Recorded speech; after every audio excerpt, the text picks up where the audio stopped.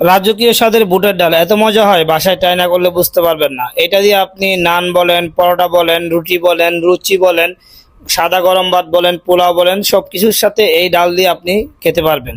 প্রথমে কিছু গরম পানি, তার মধ্যে লবণ, তার মধ্যে হাফ কেজি বুটের ডাল দিয়ে দিচ্ছি। ডালটা আমি আগে থেকে 1 ঘন্টা ভিজিয়ে রাখছিলাম।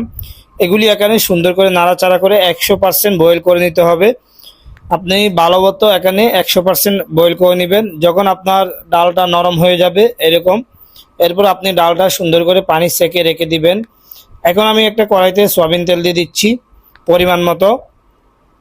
তেলটা একটু গরম করে নিব।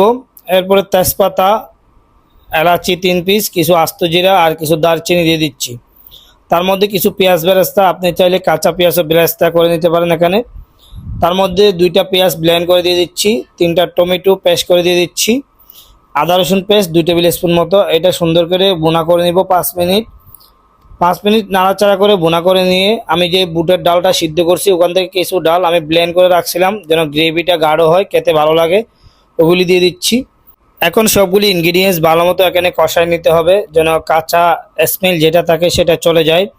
এরপরে ভুনা করা শেষ হয়ে গেলে আমি এখানে পরিমাণ মতো লবণ দিয়ে দিচ্ছি, 1 টেবিল স্পুন একটু কম হলুদের গুঁড়া, 1 টেবিল স্পুন গোড়ামরিচ, হাফ টেবিল স্পুন ধনিয়ার গুঁড়া, হাফ টেবিল স্পুন জিরার গুঁড়া, 1 চিমটি পরিমাণ মিক্স গরম মশলা দিয়ে দিচ্ছি, আর কয়টা কাঁচামরিচ পাতলা স্লাইস করে দিয়ে দিচ্ছি।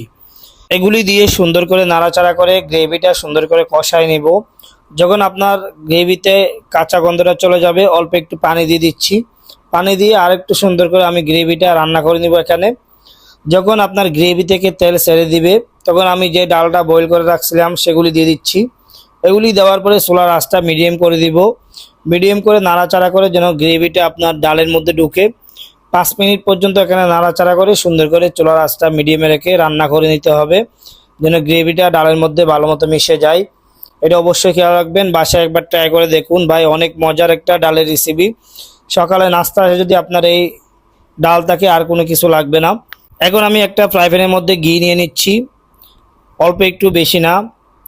ঘি নেওয়ার পর আমি এখানে দিয়ে দিচ্ছি কাশ্মীরি চিলি। আপনার বাসায় এটা না থাকলে আপনি অল্প একটু ডালের কালারের জন্য গোড়ামরিচ দিয়ে দিবেন। এটা সুন্দর করে ভালো মতো নাড়াচাড়া করে গরম করে নেবেন। ভালো মতো যখন গরম হয়ে যাবে এই ঘি দিয়ে বাগারটা ডালের মধ্যে দিয়ে দিবেন।